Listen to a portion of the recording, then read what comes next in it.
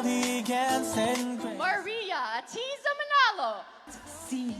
Well, speaking of national and international pageant, no, meron lang tayong medyo pakulo ngayong araw since we are still waiting for our top 5 results. Alam naman natin na both of them ay lumaban po, hindi lang national but also internationally at nagbigay ng honor at pride sa ating bansa and especially dito sa Quezon Province.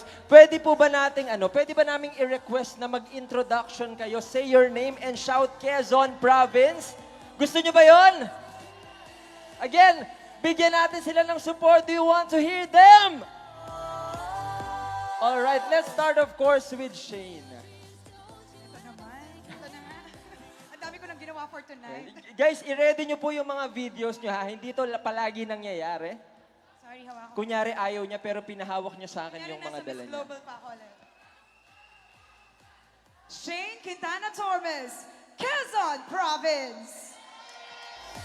Siyempre, Jay, hindi ako papayag ng ako lang kasi tapos Yes. na ako eh. Magta-turnover na ako this year sa Vietnam for Miss Global. Papayag ba kayo ng ating pinaka-inaabangan na sumali ulit ay hindi mag-i-introduce ng kanyang sarili? Pwede ba yun, Atisa? Can you? Pero I have a request. Like, Ano yun? pwede bang mag-walk ako and then the Yes. music? Oo naman! Yes girl. na yes, Ayan, Atisa! oh. Akin na yan. Ayan o, support Ganyan kami yung sa'yo, support girl. system namin. Ayaw nga pala, kailangan mo pala yan. Okay, go. Every time I see your face, I smile. I've waited for this moment. That elegance and grace. Maria Atiza Manalo, 26, Quezon Province. Oh my God! Ikaw na yan, girl. Ewan ko na lang kung di ka pa mag-isip-isip. Pagkatapos nito, di ba, Gov? Pwede pa po, di ba, Gov? Pwede. Parang Atisa, isa pa. Hashtag Atisa, isa pa. Girl, isip tayo, And of girl. course, ha? with the support of, ayan, naririnig natin, isa pa! Again, abangan po natin ang kaniyang mga susunod na journey, of course.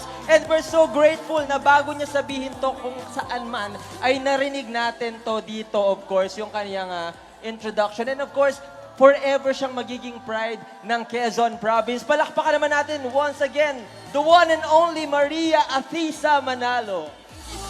And Jay, may I just add, hindi po kami gaganahan na lumaban abroad and nationals kung wala naman pong suporta na gagaling sa amin, mga probinsya na nire-represent. Kasi it takes so much pride para po sa amin na isigaw po yung probinsya na yun kung sinusuportahan po kami ng buong buo, hindi lang po ng LGU, kundi po ng mga kababayan namin. Kaya maraming salamat po sa lahat ng aming mga kababayan dito sa Quezon for the unwavering love and support you have given for us. Thank you so much po.